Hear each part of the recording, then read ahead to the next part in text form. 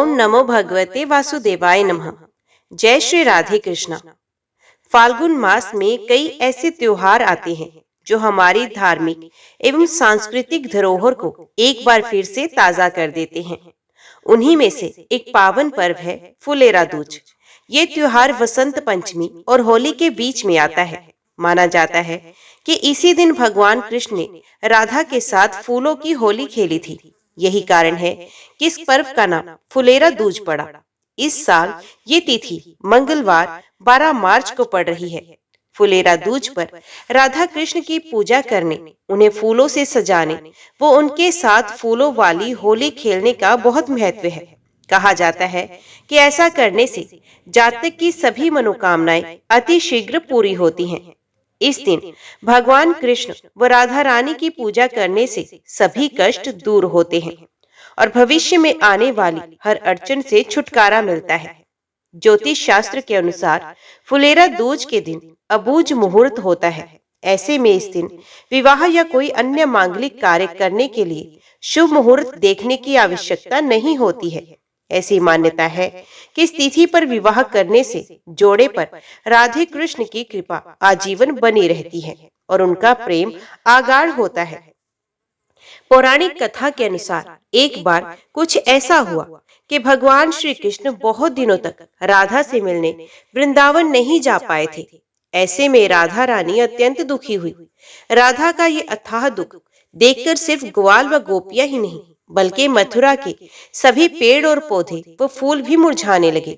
ये बात जब श्री कृष्ण को पता चली तो वो शीघ्र ही राधा रानी से मिलने के लिए वृंदावन आ पहुंचे। कान्हा के आगमन का समाचार सुनकर वियोग में जल विहीन मछली की तरह छटपटाती राधा का मुखमंडल खिल उठा। गोपियां भी बहुत प्रसन्न हुई। सूखते हुए पेड़ पौधे व फूलों में एक बार फिर से जान आ गई और वो फिर से पहले की भांति हरे भरे हो गए। उस समय कन्हैया ने इन फूलों को तोड़कर राधा पर फेंकना शुरू कर दिया। इसके बाद राधा भी प्रसन्न होकर उन पर फूल फेंकने लगी। ये देखकर गोपियां और गवार सब एक दूसरे पर फूल बरसाने लगे। कहा जाता है कि तभी से फुलेरा दूज का ये पर्व बहुत ही धूमधाम से मनाया जाने लगा और हर वर्ष मथुरा में इस दिन फूलों की होली खेलने की परंपरा शुरू हो गई।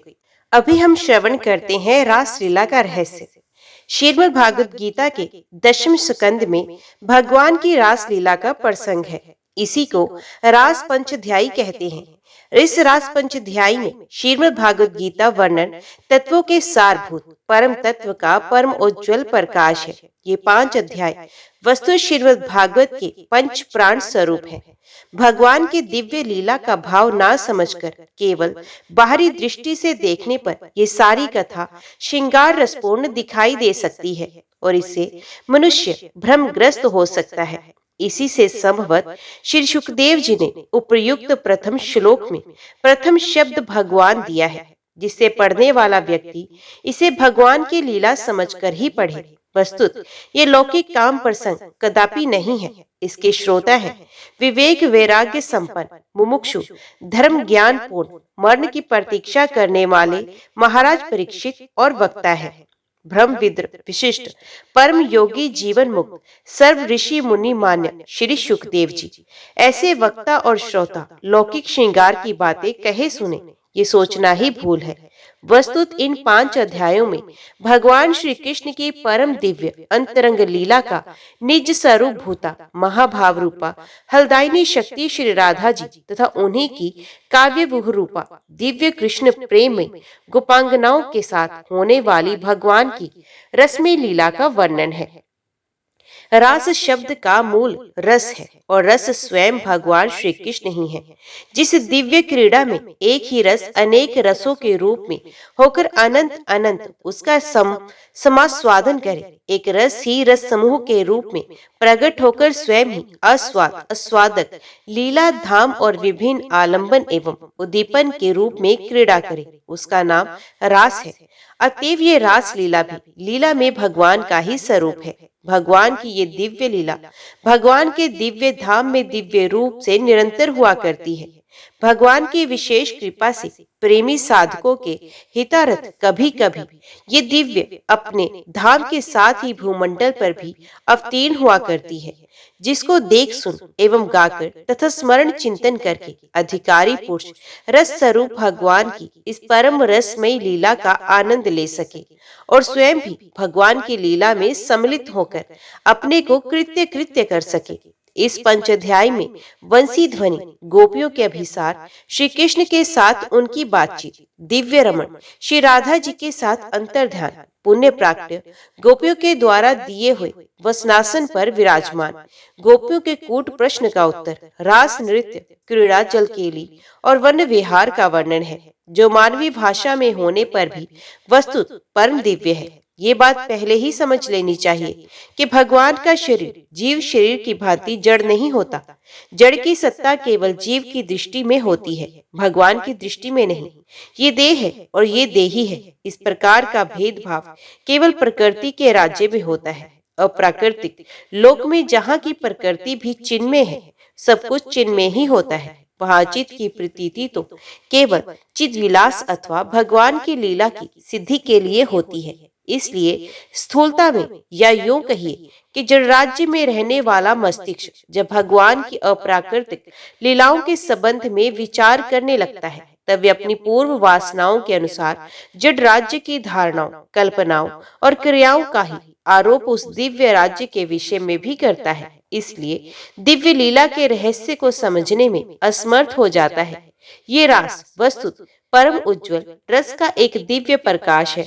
जड़ जगत की बात तो दूर ही, ज्ञान रूप या विज्ञान रूप जगत में भी ये प्रकट नहीं होता। अधिक क्या, साक्षात चिन्मय तत्वों में भी इस परम दिव्य उज्ज्वल रस का लेशाभास नहीं देखा जाता।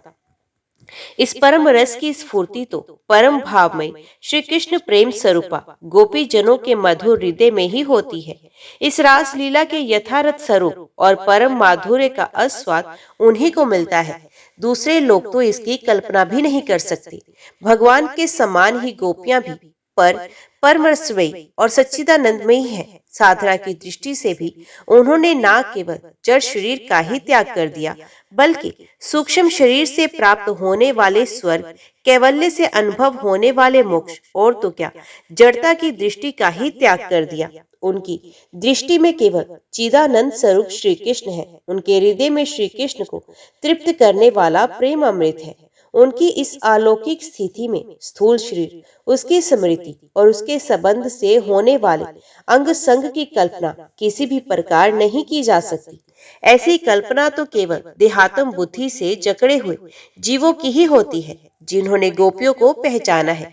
उन्होंने गोपियों की चरण धूलि का स्पर्श प्राप्त करके अपनी कृतकृत्यता चाही है।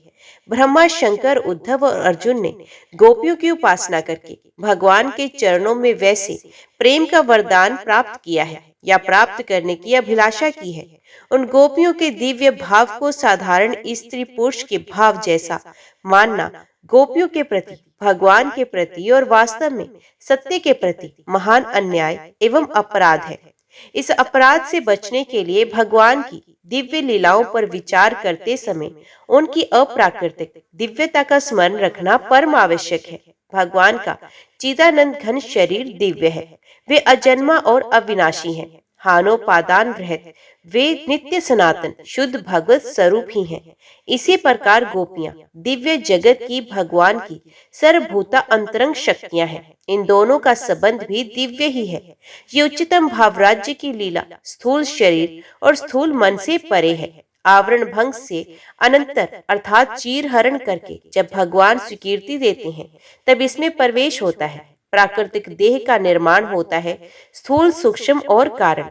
इन तीन देहों के संयोग से जब तक कारण शरीर रहता है, तब तक प्राकृतिक देह से जीव को छुटकारा नहीं मिलता। कारण शरीर कहते हैं पूर्वकृत कर्मों के उन संस्कारों को जो देह निर्माण में कारण होते हैं। इस कारण शरीर के आधार पर जीव को बार बार जन्म मृत्यु के चक्कर में पड़ना होता है, और यही चक्र जीव की मुक्ति ना होने तक अथवा कारण का सर्वथा अभाव ना होने तक चलता ही रहता है। इसी कर्म बंधन के कारण पांच भौतिक स्थूल शरीर मिलता है, जो रक्त, मांस, अस्थि, मेद, मज्जा आदि से भरा और चमड़े से ढका होता है। प्रकृति के राज्य में जितने शरीर होते हैं, सभी वस्तु योनि और बिंदु के संयोग से ही बनते हैं। फिर चाहे कोई काम जनित निकृष्ट मैथुन से उत्पन्न हो या उधर वृता महापुरुष के संकल्प से।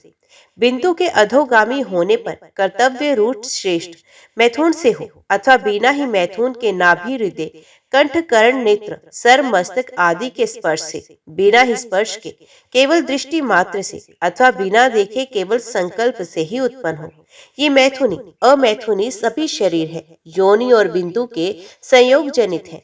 ये सभी प्राकृतिक शरीर है।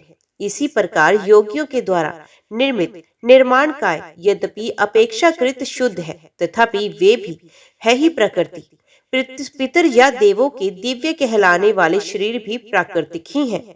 अप्राकृतिक शरीर इन सबसे विलक्षण है, जो महाप्रलय में भी नष्ट नहीं होते, और भगवत देह तो साक्षात भगवत स्वरूप ही है। देव शरीर प्राय रक्त, मांस, मेद, अस्थि वाले नहीं होते, अप्राकृतिक शरीर भी नहीं होते। फिर भगवान श्री कृष्ण का भगवत स्वरूप शरीर तो रक्त, मांस, अस्थि में होता ही कैसे? वे तो सर्वथा चिदानंद में है। उसमें देह देही, गुण गुणी, रूप रूपी, नाम नामी और लीला तथा लीला पुरुषोत्तम का भेद नहीं है। श्री कृष्ण का एक एक अंग पूर्ण श्री कृष्ण है। श्री कृष्ण का मुखमंडल जैसे पूर्ण श्री कृष्ण है, वैसे ही श्री कृष्ण का पदनख भी पूर्ण श्री कृष्ण है। श्री कृष्ण की सभी इंद्रियों से सभी काम हो सकते हैं। उनके कान देख सकते हैं, उनकी आंखें सुन सकती हैं, उनकी नाक स्पर्श कर सकती है, उनकी रसना सूंघ सकती है, उनकी त्वचा स्वाद भी ले सकती है। वे हाथों से देख सकते हैं, आंखों से चल सकते हैं। श्री कृष्ण का सब कुछ श्री कृष्ण होने के कारण वे सर्वथा पूर्णतम है। इसी से उनकी रूप माधुर्य नित्य वर्धनशील, नित्य नवीन, सौंदर्यमयी है। उसमें ऐसा चमत्कार है कि वे स्वयं अपने को ही आकर्षित कर लेती है। फिर उनके सौंदर्य माधुर्य से गोहरण और वृक्ष बेल पुलकित हो जाए, इसमें तो कहना ही क्या है। भगवान के ऐसे स्वरूपभूत शरीर से गंदा मैथुन कर्म संभव नहीं। मनुष्य जो कुछ खाता है उससे क्रमश रस, रक्त, मांस, मेद, मज्जा और अस्थि बनकर अंत में शुक्र बनता है। इसी शुक्र के आधार पर शरीर रहता है और मैथुन क्रिया से इसी शुक्र का शरण हुआ है। भगवान का शरीर ना तो कर्मजन्य है, ना मैथुनी सृष्टि का है, और ना ही दैवी ही है। वे तो इन सबसे परे सर्वथा विशुद्ध भगवत स्वरूप है। उसमें रक्त, मांस, अस्थि आदि नहीं है, अतएव उसमें शुक्र भी नहीं है। इसलिए उससे प्राकृतिक पांच भौतिक शरीरों वाले स्त्री पुरुषों के रमण या मैथुन की कल्पना भी नहीं हो सकती। इसलिए भगवान को उपनिषद में अखंड ब्रह्मचारी बताया गया है, और इसी से भागवत में उनके लिए अवरुद्ध, सौरत आदि शब्द आए हैं। फिर कोई शंका करे कि उनके 16,108 रानियों के इतने पुत्र कैसे हुए, तो इसका सीधा उत्तर यही है कि ये सारी भगवती सृष्टि थी, भगवान के संकल्प से हुई थी। भगवान के शरीर में जो रक्त, मांस आदि दिखलाई पड़ते हैं, वे तो भगवान की योग माया का चमत्कार है। इस विवेचन से भी ये सिद्ध होता है कि गोपियों के साथ भगवान श्री कृष्ण का जो रमण हुआ, वे सर्वथा दिव्य भगवत राज्य की लीला है, लौकिक काम क्रीड़ा नहीं है। उन गोपियों की साधना पूर्ण हो चुकी है। भगवान ने अगली रात्रियों में उनके साथ विहार करने का प्रेम संकल्प कर लिया है। इसी के साथ उन गोपियों को भी जो नित्य सिद्धा है, जो लोक दृष्टि में विवाहिता भी है, इन्हीं रात्रियों में दिव्य लीला में सम्मिलित करना है। वे अगली रात्रियां कौन कौन सी हैं, ये बात भगवान की दृष्टि के सामने है। उन्होंने शारदीय रात्रियों को देखा, भगवान ने देखा।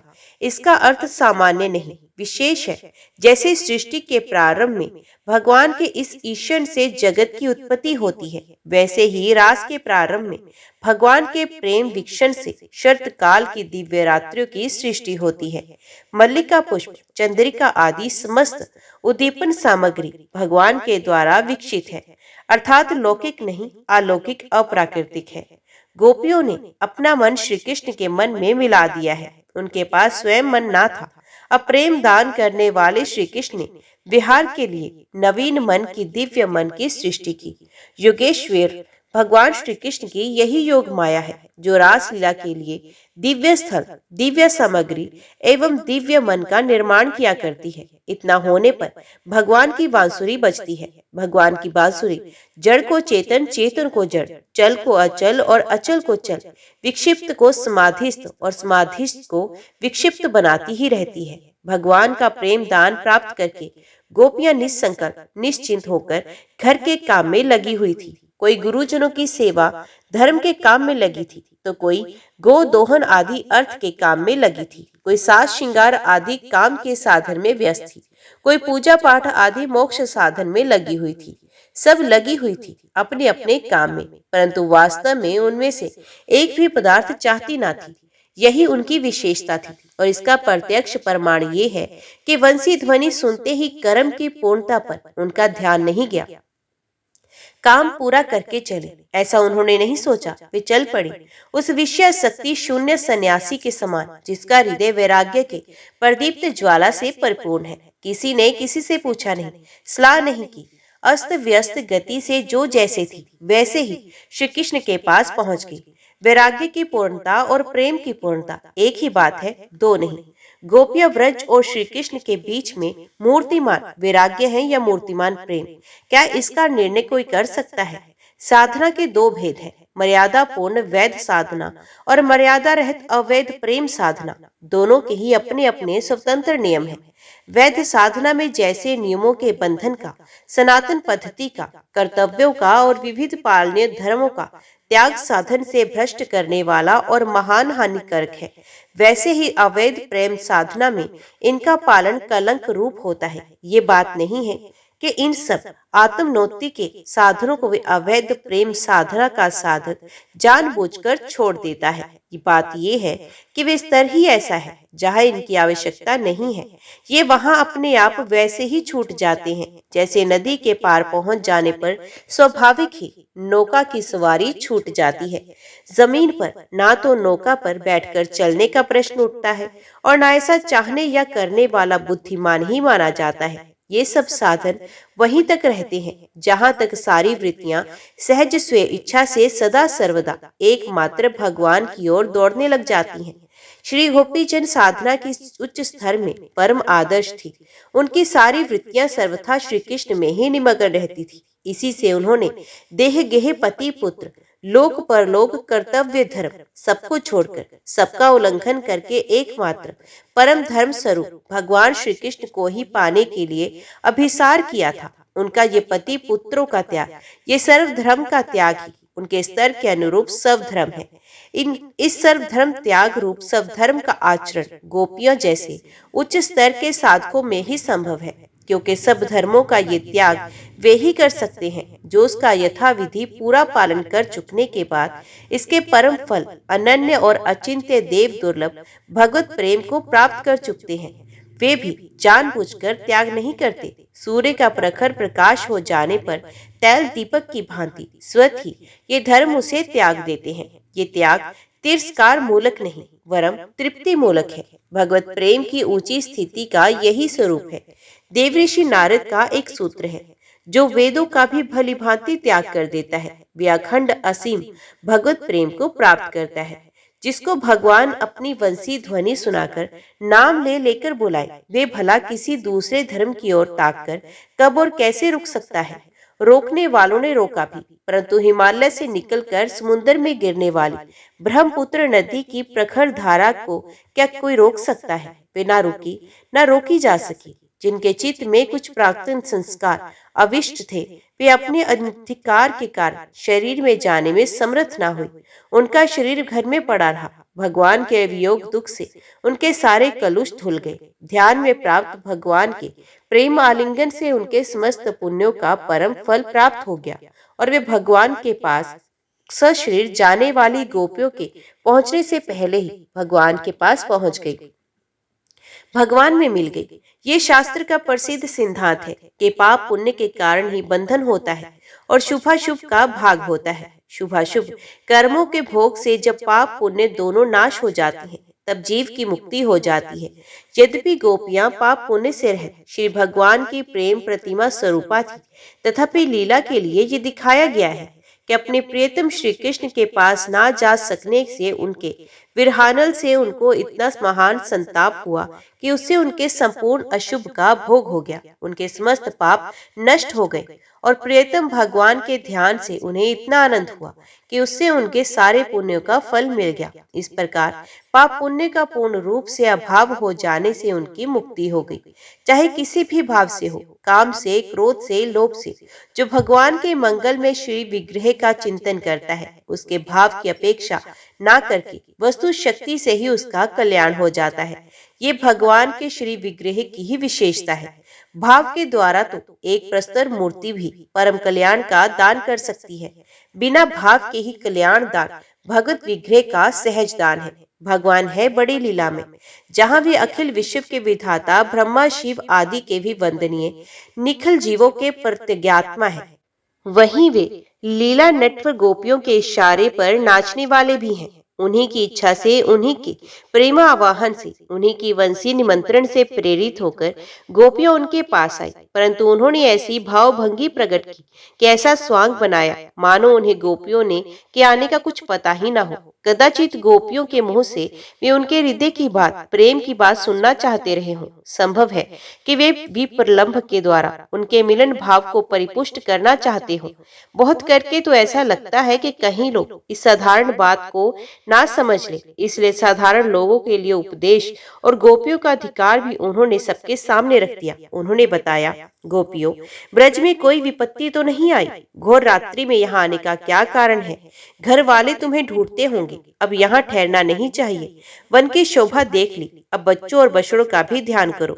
धर्म के अनुकूल मोक्ष के खुले हुए द्वार, अपने सगे संबंधियों की सेवा छोड़कर वन में दर दर भटकना स्त्रियों के लिए अनुचित है। स्त्री को अपने पति की ही सेवा करनी चाहिए, वे कैसा भी हो, क्यों ना हो। यदि यही सनातन धर्म है, इसके अनुसार तुम्हें चलना चाहिए। मैं जानता हूँ कि तुम सब मुझसे प्रेम करती हो, परंतु प्रेम में शारीरिक सन्निधि आवश्यक नहीं है। श्रवण, स्मरण, दर्शन और ध्यान से सानिध्य की अपेक्षा अधिक प्रेम बढ़ता है। जाओ, तुम सनातन सदाचार का पालन करो, इधर उधर मन को मत भटकने दो। श्री कृष्ण की ये शिक्षा गोपियों के लिए नहीं, सामान्य नारी जाति के लिए है। गोपियों का अधिकार विशेष था और उसको प्रकट करने के लिए ही भगवान श्री कृष्ण ने ऐसे वचन कहे थे। उन्हें सुनकर गोपियों की क्या दशा हुई और उनके उत्तर में उन्होंने श्री कृष्ण से क्या प्रार्थना की। वे श्री कृष्ण को मनुष्य नहीं मानती थी, उनके परम ब्रह्म सनातन स्वरूप को भली भांति जानती थी और ये जानकर ही उनसे प्रेम करती थी। इस बात का कितना सुंदर परिचय दिया।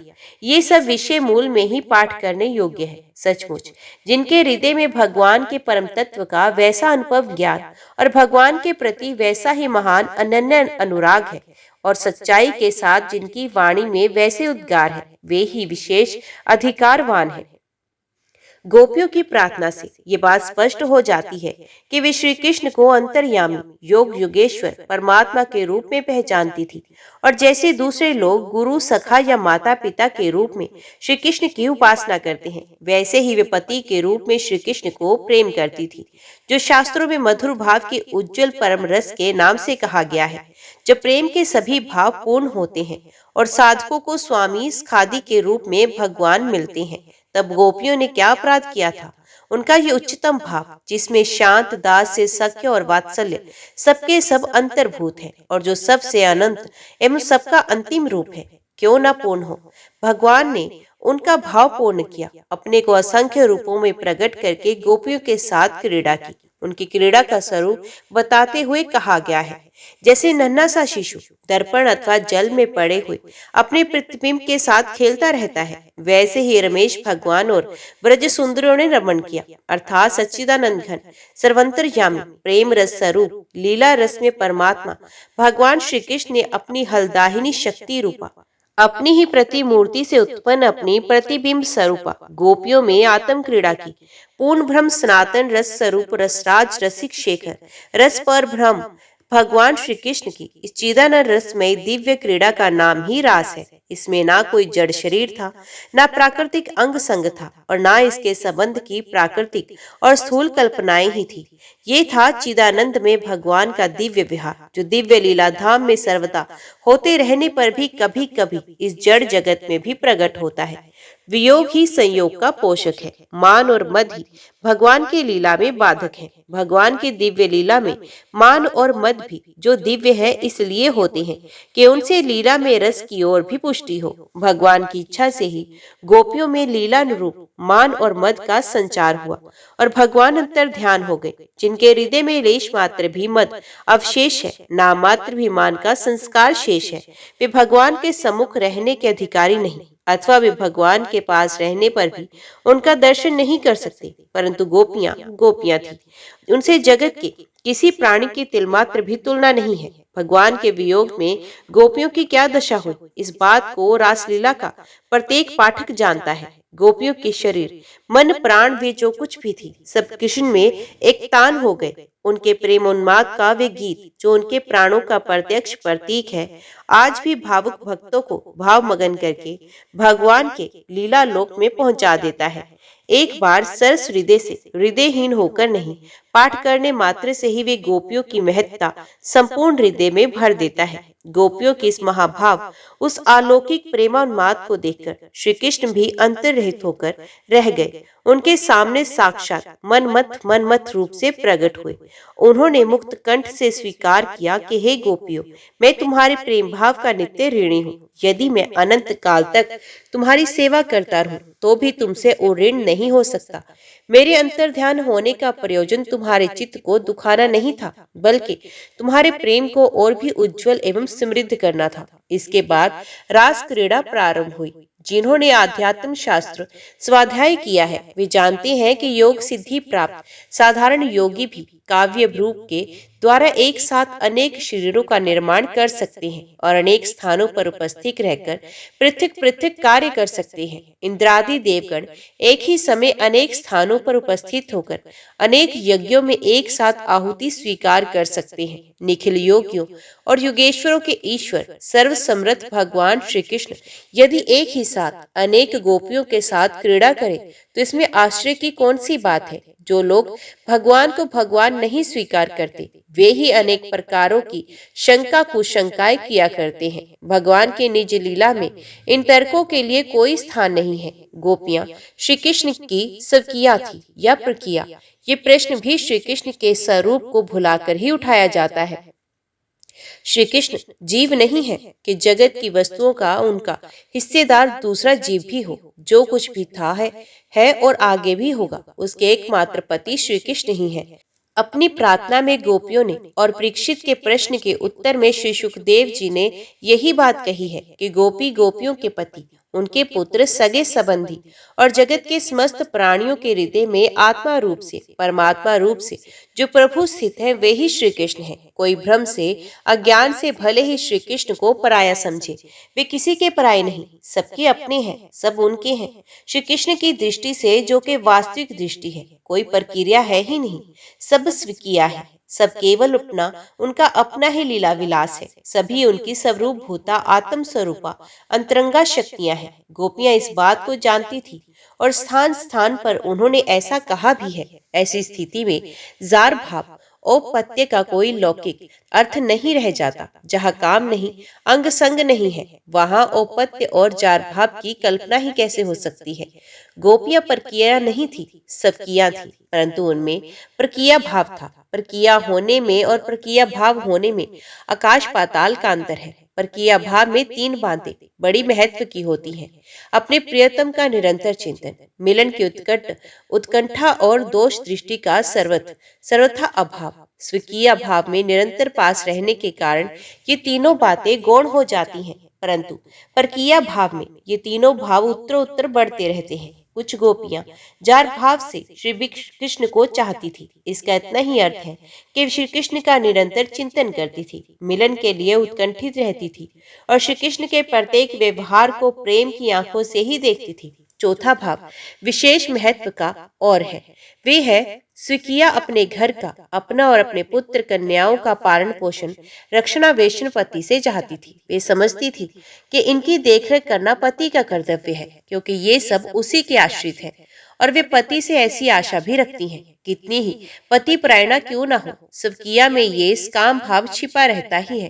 परंतु परकिया अपने प्रियतम से कुछ नहीं चाहती, कुछ भी आशा नहीं रखती। वे तो केवल अपना सर्वस्व देकर ही उसे सुखी करना चाहती है।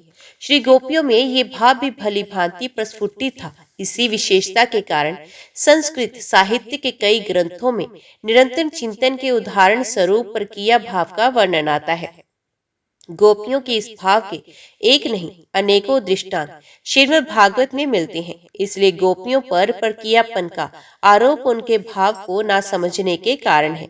जिसके जीवन में साधारण धर्म की एक हल्की सी प्रकाश रेखा आ जाती है, उसी का जीवन परम पवित्र और दूसरों के लिए आदर्श स्वरूप बन जाता है। फिर वे गोपियां जिनका जीवन साधना की चरम सीमा पर पहुंच चुका था, अथवा जो नित्य सिद्धा एवं भगवान की स्वरूप होता है, या जिन्होंने कल्पों तक साधना करके श्री कृष्ण की कृपा से उनका सेवाधिकार प्राप्त कर लिया है, सदाचार का उल्लंघन कैसे कर सकती हैं और समस्त धर्म मर्यादाओं के संस्थापक श्री कृष्ण पर धर्म उल्लंघन का लांछन कैसे लगाया जा सकता है। श्री कृष्ण और गोपियों के संबंध में इस प्रकार की कुकल्पनाएं उनके दिव्य स्वरूप और दिव्य लीला के विषय में अनभिज्ञता ही प्रकट करती हैं। श्रीमद् भागवत पर, दशम स्कंद पर और रास पंच अध्याय पर अब तक अनेक भाष्य और टीकाएं लिखी जा चुकी हैं, जिनके लेखकों में जगत गुरु श्री वल्लभाचार्य, श्रीधर स्वामी, श्री जीव गोस्वामी आदि हैं। उन लोगों ने बड़े विस्तार से रासलीला की महिमा समझाई है। किसी ने इसे काम पर विजय बतलाया है, किसी ने भगवान का दिव्य विहार बतलाया है और किसी ने इसका आध्यात्मिक अर्थ किया है। भगवान श्री कृष्ण आत्मा है, आत्मकार वृत्ति श्री राधा है और शेष आत्म विमुख वृत्तियां गोपी हैं। उनका धारा प्रवाह रूप से निरंतर आत्म स्मरण ही रास है। किसी भी दृष्टि से देखें, रासलीला की महिमा अधिकाधिक प्रकट होती है, परंतु इससे ऐसा नहीं मानना चाहिए कि श्रीमद् भागवत में वर्णित रास या रमण प्रसंग केवल रूपक या कल्पना मात्र है। वे सर्वथा सत्य है और जैसा वर्णन है वैसा ही मिलन, विलासादि रूप श्रृंगार का रसवादन भी हुआ था। भेद इतना ही है कि वे लौकिक स्त्री पुरुषों का काम मिलन नहीं था। उसके नायक थे सच्चिदानंद विग्रह, परातत्व, तत्व पूर्णतम, स्वाधीन और निर्कुंज स्वेच्छा विहारी गोपीनाथ भगवान नंद नंदन एवं नायिकाएं थी स्वयं हलदाहिनी शक्ति श्री राधा जी और उनकी काव्य विभूष रूपा, उनकी घनीभूत मूर्तियां श्री गोपीचंद। अतएव इनकी ये लीला अप्राकृतिक थी। सर्वथा मीठी मिश्री की अत्यंत कड़ुए इंद्रायण तुम्बे जैसी कोई आकृति बना ली जाए जो देखने में ठीक तुम्बे जैसी ही प्रतीत हो, तो इससे असल में वे मिश्री का तुम्बा कटुआ थोड़े ही हो जाता है। क्या तुम्बे के आकार की होने से ही मिश्री के स्वाभाविक गुण मधुरता का अभाव हो जाता है? नहीं नहीं, वे किसी भी आकार में हो, सर्वत्र सर्वदा और सर्वथा सब ओर से मिश्री ही मिश्री है। बल्कि इसमें लीला चमत्कार की बात अवश्य है। लोग समझते हैं कड़ुआ तुम्बा और होती है और मधुर मिश्री और। इसी प्रकार अखिल रस समृद्धि सिंधु सच्चिदानंद घन विग्रह भगवान श्री कृष्ण, उनकी अंतरंगा अभिन्न स्वरूपा गोपियों की लीला भी देखने में कैसे ही क्यों ना हो, वस्तुतः सच्चिदानंदमय ही है। उसमें सांसारिक गंदे काम का कड़वा स्वाद है ही नहीं। हाँ, ये अवश्य है, किसी लीला की नकल किसी को भी कभी नहीं करनी चाहिए। करना संभव भी नहीं है। मायिक पदार्थों के द्वारा मायातिक भगवान का अनुकरण कोई कैसे कर सकता है? कड़वे तुम्भे को चाहे जैसी सुंदर मिठाई की आकृति दे दी जाए, उसका कड़वापन कभी मिट नहीं सकता। इसलिए जिन मोहग्रस्त मनुष्यों ने श्री कृष्ण की रास आदि अंतरंग लीलाओं का अनुकरण करके नायक नायिकाओं का रसवादन करना चाहा या चाहते हैं, उनका घोर पतन हुआ है और होगा। श्री कृष्ण की इन लीलाओं का अनुकरण तो केवल श्री कृष्ण ही कर सकते हैं। इसलिए सुखदेव जी ने रस पंचाध्याय के अंत में सबको सावधान करते हुए कह दिया है कि भगवान के उपदेश तो सब मानने चाहिए, परंतु उनके सभी आचरणों का अनुकरण कभी नहीं करना चाहिए। यदि ये हठ ही हो कि श्री कृष्ण का चरित्र मानवीय धारणाओं और आदर्शों के अनुकूल ही होना चाहिए, तो इसमें भी कोई आपत्ति की बात नहीं है। श्री कृष्ण की अवस्था उस समय 10 वर्ष के लगभग थी, जैसा कि वास्तव में भागवत में स्पष्ट वर्णन मिलता है। गांव में रहने वाले बहुत से 10 वर्ष के बच्चे तो नंगे ही रहते हैं। उन्हें काम वृत्ति और स्त्री पुरुष संबंध का कुछ ज्ञान ही नहीं रहता। लड़के लड़की एक साथ खेलते हैं, नाचते हैं, गाते हैं, त्योहार मनाते हैं, गुड्डे गुड्डी की शादी करते हैं। बारात ले जाते हैं और आपस में भोज भात भी करते हैं। गांव के बड़े बूढ़े लोग बच्चों का ये मनोरंजन देखकर प्रसन्न ही होते हैं। उनके मन में किसी प्रकार का दुर्भाव नहीं आता। ऐसे बच्चों को युवती स्त्रियां भी बड़े प्रेम से देखती हैं, आदर करती हैं, नहलाती हैं, खिलाती हैं। ये तो साधारण बच्चों की बात है। श्री कृष्ण जैसे असाधारण भी शक्ति संपन्न बालक, जिनके अनेक सद्गुण बाल्यकाल में ही प्रकट हो चुके थे, जिनकी सम्मति, चातुर्य और शक्ति से बड़ी बड़ी विपत्तियों में से ब्रजवासियों ने तृण पाया था, उनके प्रति वहां की स्त्रियां, बालिकाओं और बच्चों का कितना स्नेह, कितना आदर रहा होगा, इसकी कल्पना भी नहीं की जा सकती। उनके सौंदर्य, माधुर्य और ऐश्वर्य से आकृष्ट होकर गांव की बालक बालिकाएं उनके साथ ही रहती थी और श्री कृष्ण भी अपनी मौलिक प्रतिभा से राग, ताल आदि नए नए साधनों से उनका मनोरंजन करते थे और उन्हें शिक्षा देते थे। ऐसे ही मनोरंजनों में से रास लीला भी एक थी। ऐसा समझना चाहिए। जो श्री कृष्ण को केवल मनुष्य समझते हैं, उनकी दृष्टि में भी ये दोष की बात नहीं होनी चाहिए। वे उदारता और बुद्धिमानी के साथ भागवत में आए हुए काम, रति आदि शब्दों का ठीक वैसे ही अर्थ समझे जैसा उपनिषद और गीता में इन शब्दों का अर्थ है।